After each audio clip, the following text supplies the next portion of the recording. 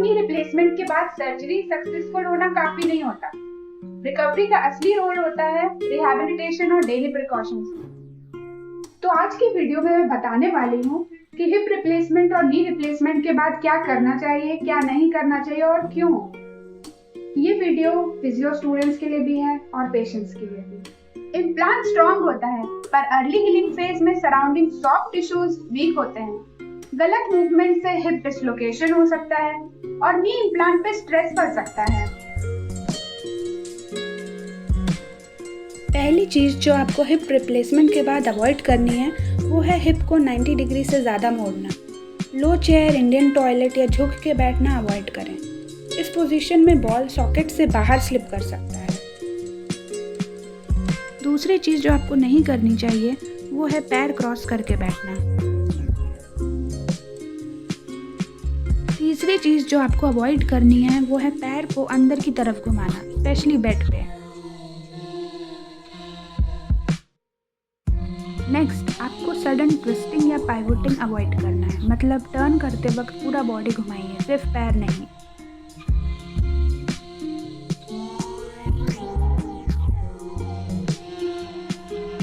अब हम बात करेंगे उन चीज़ों के बारे में जो आपको हिप रिप्लेसमेंट के बाद करनी चाहिए, जैसे सोते वक्त पैरों के बीच में पिलो रखना। इससे पैर सेफ अलाइनमेंट में रहते हैं।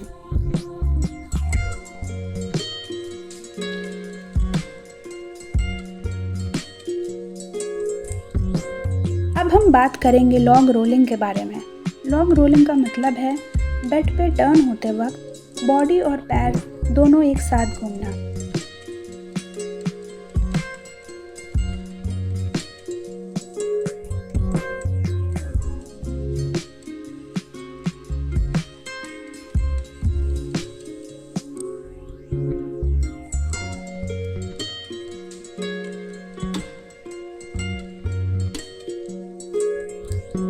नी रिप्लेसमेंट के बाद आपको पहली चीज़ ये नहीं करनी है कि पेन टॉलरेट करके ज़्यादा नीज को मोड़ना। इससे सॉफ्ट टिश्यूज़ और प्रोस्थेसिस पे स्ट्रेस पड़ सकता है। दूसरी चीज़ जो आपको अवॉइड करनी है नी रिप्लेसमेंट के बाद वो है पिलो को नीज के अंदर रखना। ये बहुत कंफर्टेबल लगता है पर लॉन्ग टर्म में नी स्ट्रेट नहीं होती है, इसीलिए ये करना मना है। अगली चीज़ जो आपको नी रिप्लेसमेंट के बाद नहीं करनी चाहिए वो है ट्विस्टिंग और पाइवोटिंग, मतलब टर्न करते वक्त पूरा बॉडी और पैर घुमाइए, सिर्फ पैर नहीं। नी रिप्लेसमेंट के बाद अर्ली स्टेजेस में नीलिंग और स्क्वाटिंग नहीं करना है, इससे इम्प्लांट पे एक्सेसिव कंप्रेसिव फोर्सेस पड़ सकते हैं।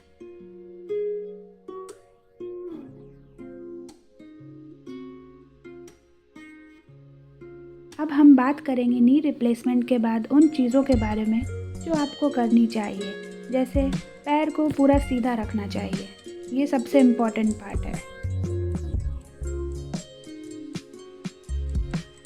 अब हम बात करेंगे स्वेलिंग कंट्रोल के बारे में।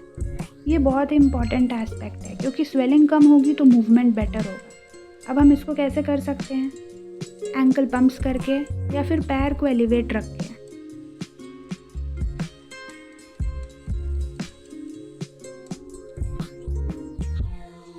तीसरी जो बहुत इम्पॉर्टेंट एस्पेक्ट है नी रिप्लेसमेंट के बाद वो है ग्रेजुअल स्ट्रेंथनिंग, जो आप अपने फिजियोथेरेपिस्ट के मदद से कर सकते हैं।